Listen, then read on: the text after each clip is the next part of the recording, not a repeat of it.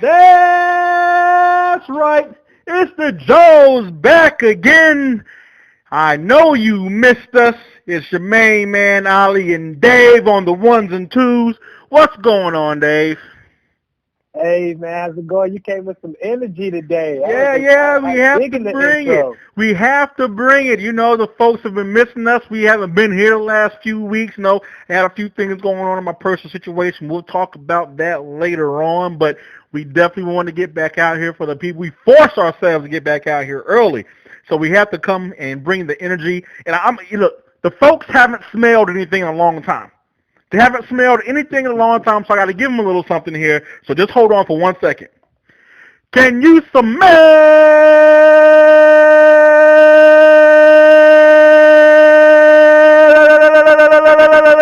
what the Joes are cooking? That's right. Oh my Woo! God. Yes. Do you feel the energy? Absolutely. It's It's right around the corner, folks. Less than a week away.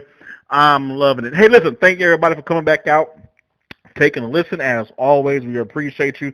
We haven't been here in a few weeks, but we're gonna push through and keep on. I had a few things pop up here for me, but you definitely want to come back and bring you guys some content, especially for the season. It's a long season.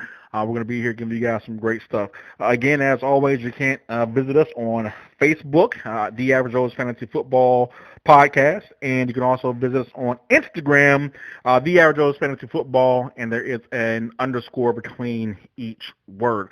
Got some exciting news, Dave. We released it, I believe, yesterday for the Listeners League. We released some of the prizes. Let some of the prizes be known here. And the top prize for our Listener League is going to be a gift card, an Amazon gift card.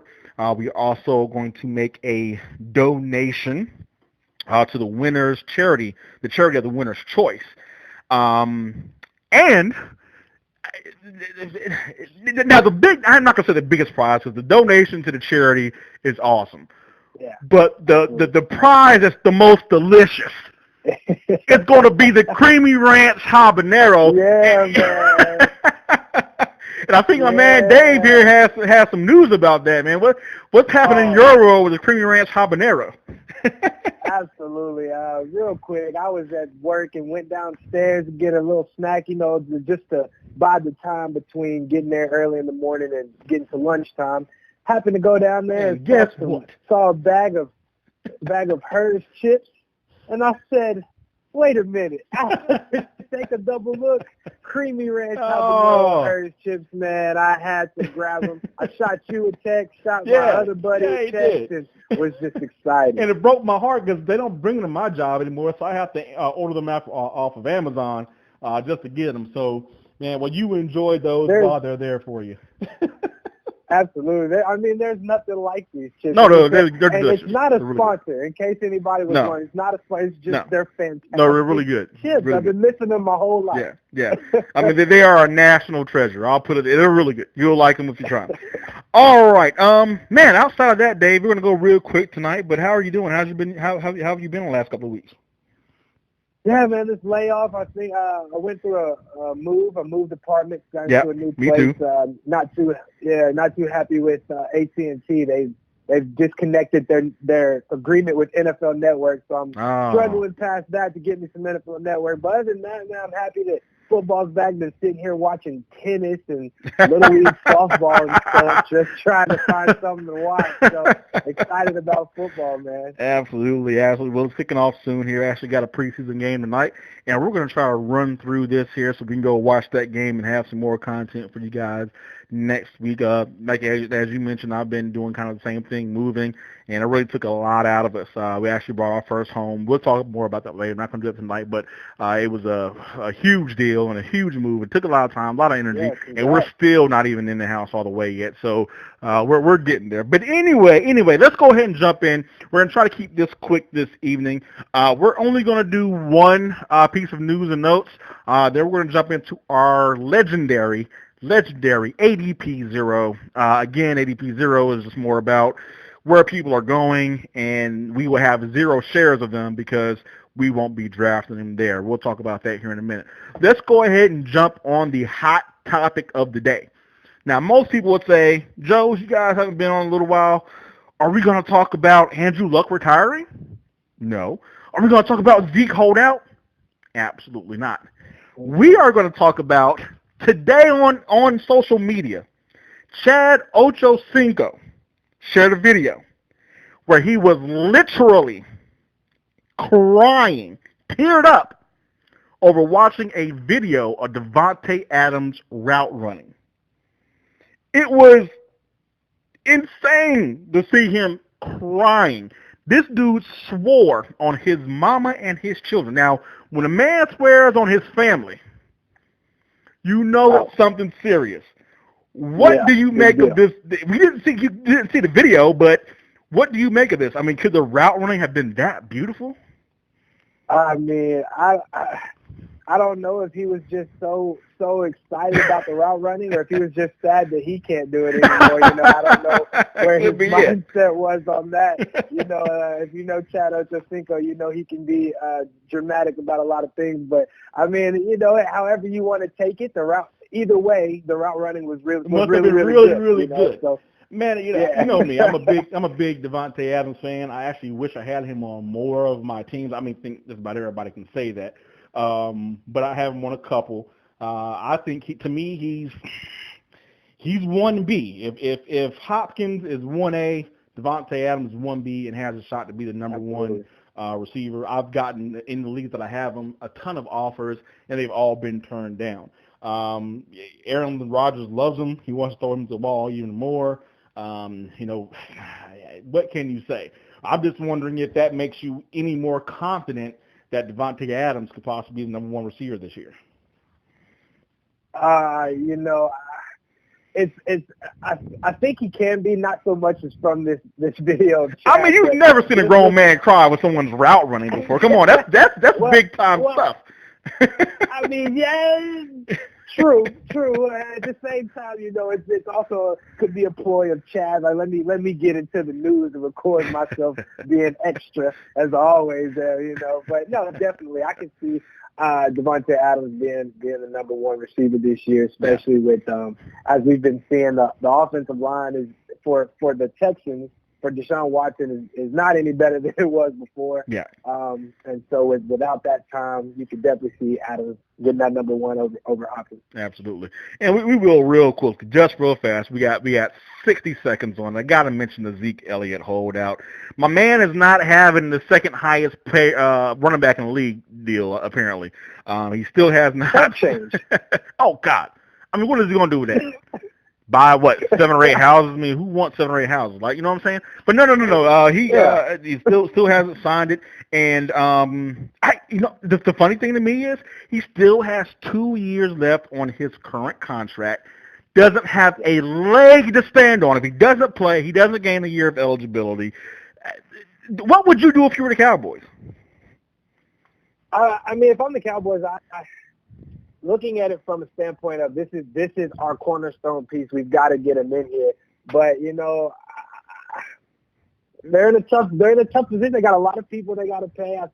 I personally think Zeke deserves the money, but like you just said, I mean, he's got to come back and play, or he's just going to continue to not accrue any years and just be out there. So, dude, I guess you better be glad I am not the GM.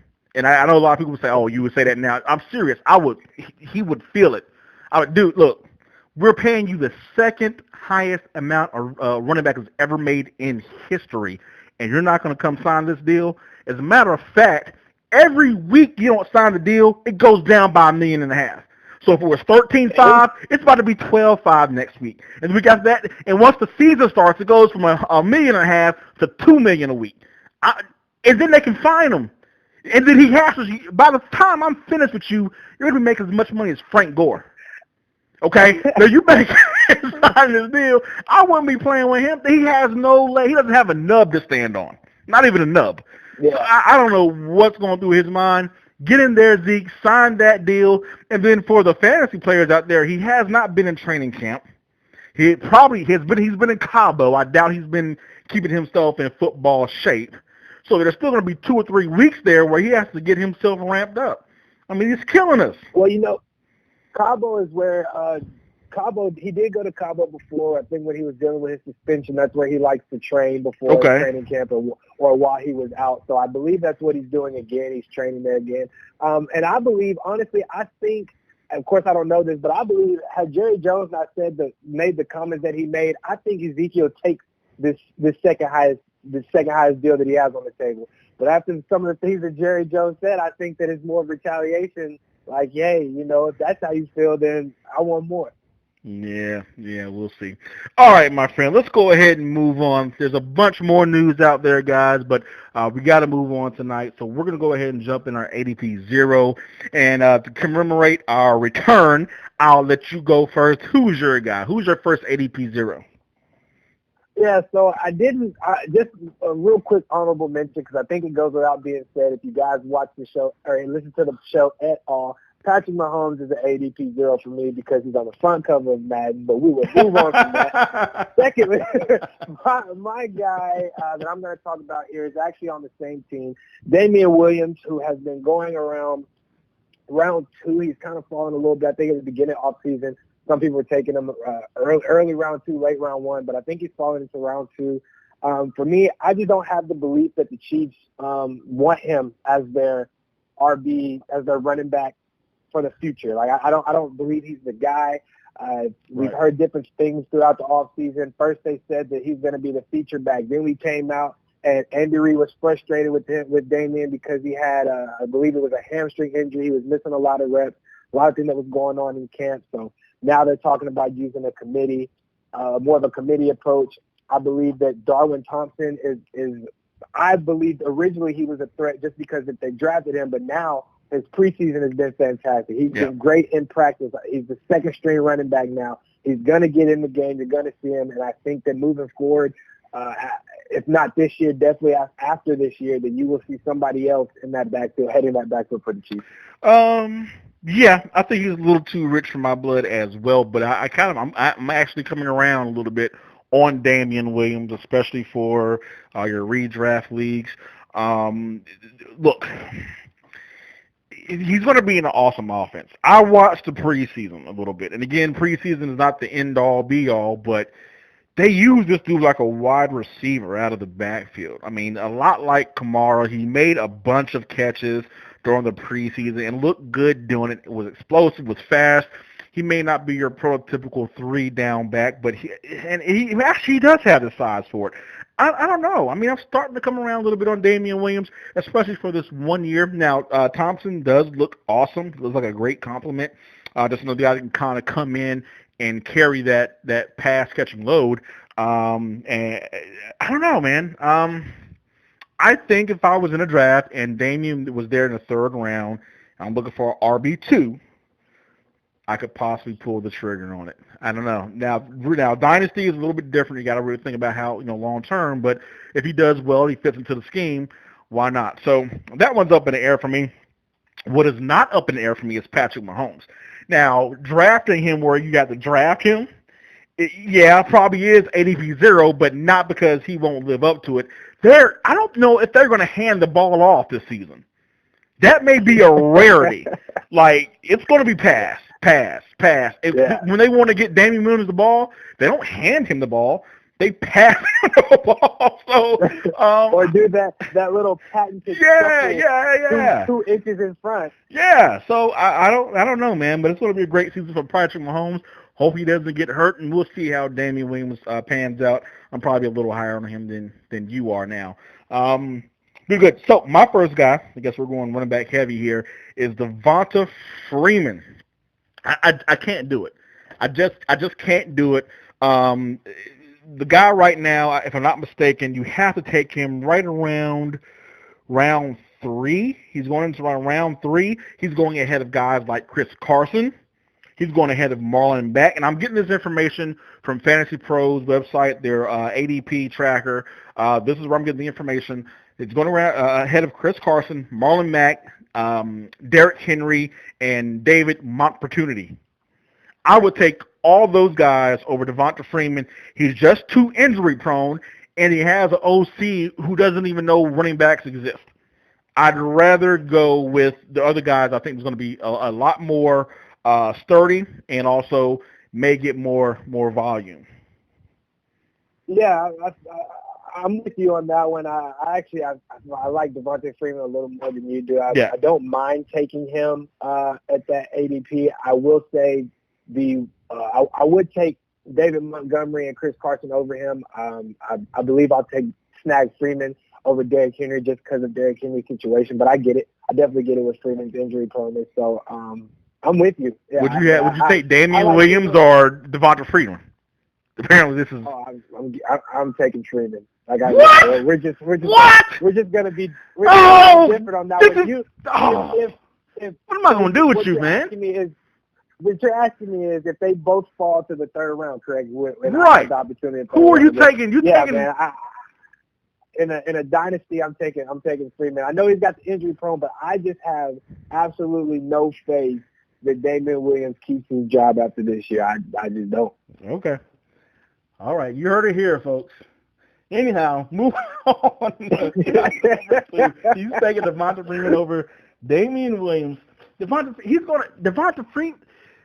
Williams is going to lap Devonta Freeman this year in points. Lap him. Anyhow. No, we don't. Move on. Who's your second guy, man? Number 2 for me is Phillip Lindsay. He's going around. Looks like he's going around the 6th round. And it's not so much as there's other running backs, per se, that I'd rather take there. There's just other players. Right, yeah.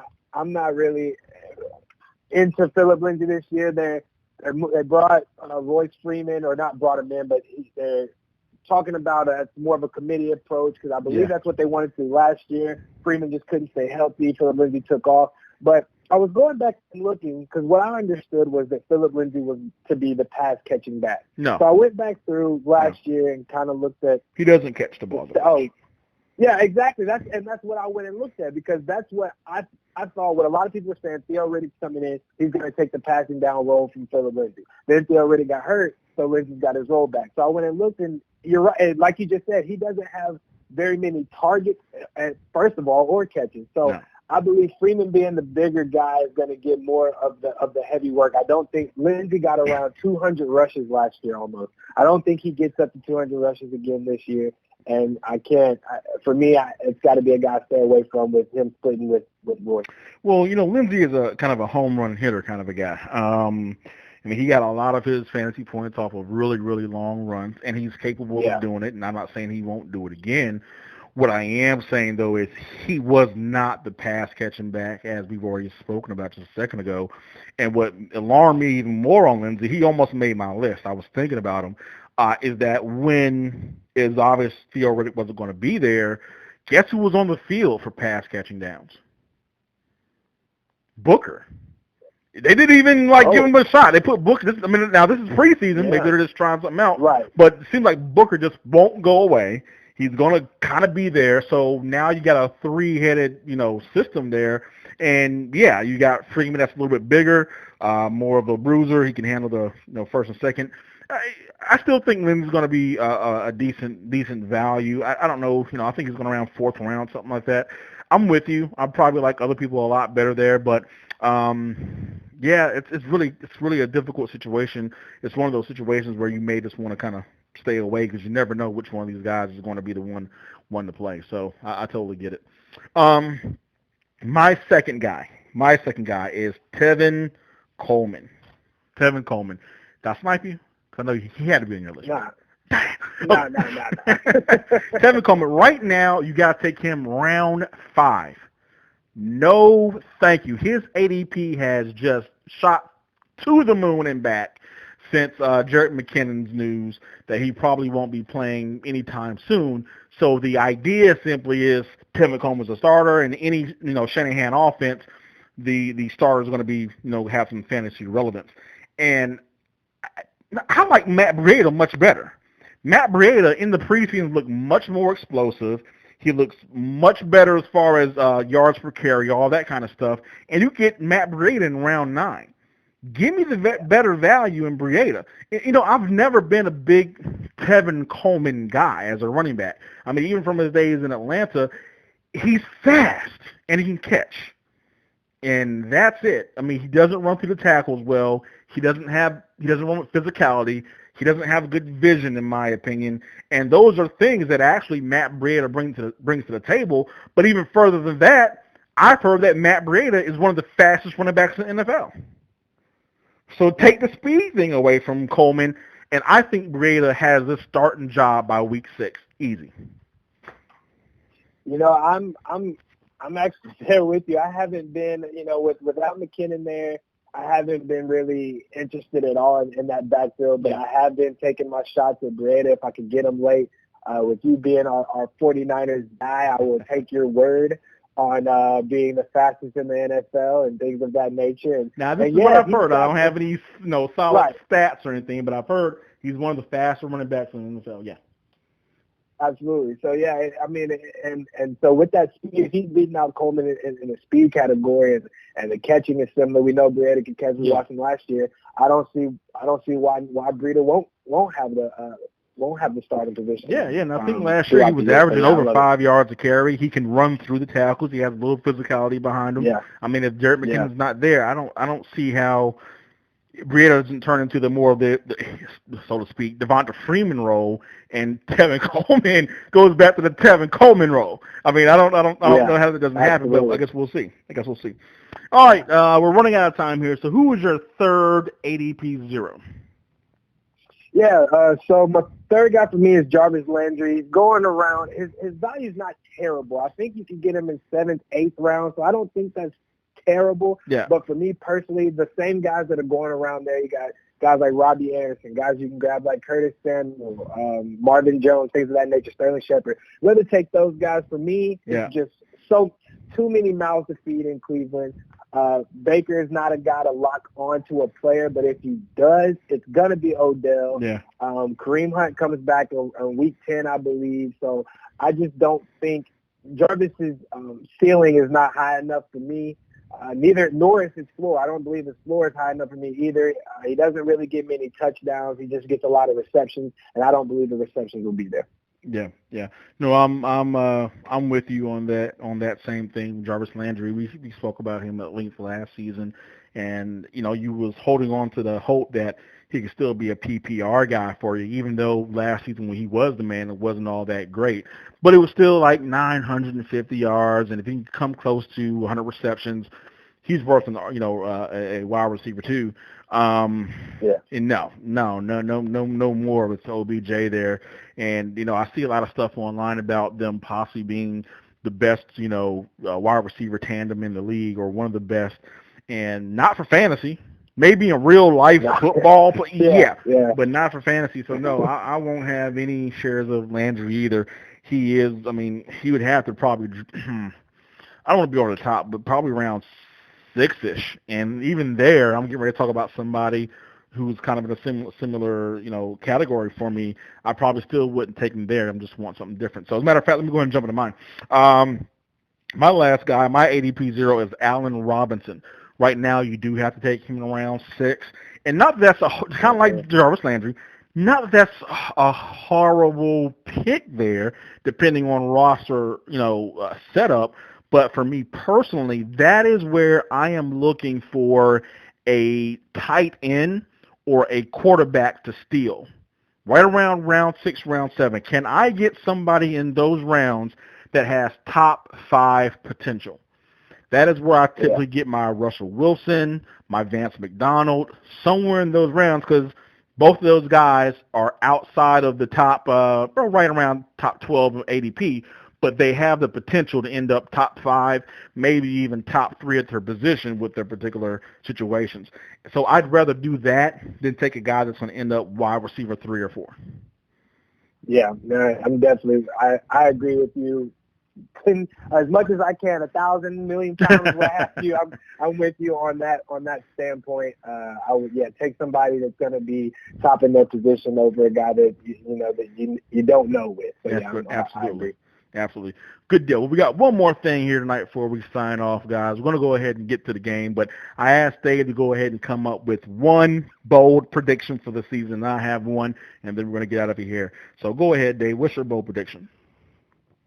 Man, one of my favorite guys this offseason, Curtis Samuel. Okay. My bold prediction is that Curtis Samuel will be the Panthers' wide receiver one on the season over DJ Moore. I was going through some of the stats. He has 65 targets in 13 games. He was getting around 5 a game, which is about the same that DJ Moore was getting last year. Curtis had more touchdowns. I think he had 3 or 4 more touchdowns. Last year was his first year off of an ankle injury. I think it was a pretty serious ankle injury. I just believe people just kind of, I don't want to say gave up on him, but he was a thing of the past. You had Devin Funchess there. You had the new shiny piece in DJ Moore. Of course, Greg Olsen was there. So I think even though Greg Olsen will be back this year, I think Curtis can stay around the 5 touchdowns. He runs the ball. I think he's very explosive, and he can get that wide receiver one for the Panthers. Yeah, that would have been a really, really hot take about 3 months ago. But Curtis Samuel has been catching a little bit of fire here the last month or so. So he has been rising in ADP. We got a little bit of a hype piece for him, saying that he's having a great camp. Route running is awesome. Yeah, you used to be able to get him in round 12. Oh yeah, now, he's got to snag him in 7 or 8 now. Yeah, so he's been rising, and conversely, you haven't heard anything about DJ Moore. I think DJ Moore will be just fine. It may be one of those 1A, 1B situations there, but certainly for the value where you're getting him, even if he's 1B there. Well, if he's 1B there, let's say they have similar seasons, obviously the value at him in round 7 or 8 is much better than taking DJ Moore around 4 or 5, kind of a thing. So that's good. My bold prediction is that Josh Allen outrushes Darrell Henderson, has more rushing yards than Darrell Henderson at the end of the season. I think I might be the only guy that doesn't think that's that crazy. Because me and you're on the same boat as Malcolm Brown is the guy. But I do believe that everybody that just heard that is probably cringing, astonishment. No, I think they just turned the show off. Look, it's not one of those things that's likely to happen, but a bold prediction has some validity behind it and has a path to happening. It's not something crazy. I don't know, whoever, C.J. Anderson's going to lead the league in rushing. That's not happening. But there is a world where Josh Allen will outrush Darrell Henderson next year, and it is not even that crazy, because if Gurley is a little bit more healthy than we're thinking, maybe Darrell Henderson doesn't reach the field. If Malcolm Brown is the number 2, maybe we're just talking about a few situational pass-catching situations, and he doesn't even rush the ball that much. So, I don't know. But anyhow. And Sean, just real quick. Yeah. The Rams have come out and said that Darrell Henderson is nowhere near where they expect him to be, where he should be at this point in training camp and in preseason as far as learning the offense and being in the books. Hey, so I didn't even hear that. There you go. So everybody that was drafting Darrell Henderson round 5 and all that nonsense and first round of your rookie draft, hold on to your socks, because it may be a couple of years before he does anything for you. We'll see. I mean, I'm a little bit more down because I've been that guy that's been ringing the alarm the entire offseason saying, what the heck are we doing with this dude? Why is he going, so high or so whatever? And I have, Todd Gurley in a couple of leagues, so obviously I have a little bit of bias there. But at the same time, I mean, you're hearing straight from the horse's mouth, he may not be ready. You have obviously a great running back ahead of him, and they paid Malcolm Brown for a reason, because they believe in his ability. So we'll see. But anyhow, listen, Joe, we're going to get you guys out of here. Dave, unless you have anything else, I'm going to let the folks out of here. No, man, I will say this. We did it. You know how many times we've been on this show and said we're going to make this one short and didn't do it? We did it. It's a feat. Yeah, it is a feat. We got down to, about 30 minutes, man. We did a good job. Yeah. So we'll see if we can do that more often. But, folks, as usual, if you can dodge a wrench, you can dodge a ball. Enjoy your football. Do you have anything for the people, Dave? Yeah, man, you guys enjoy that football. Come back, and glad to have you. Glad football's back. Sounds like a plan. Have a good one. We're signing off.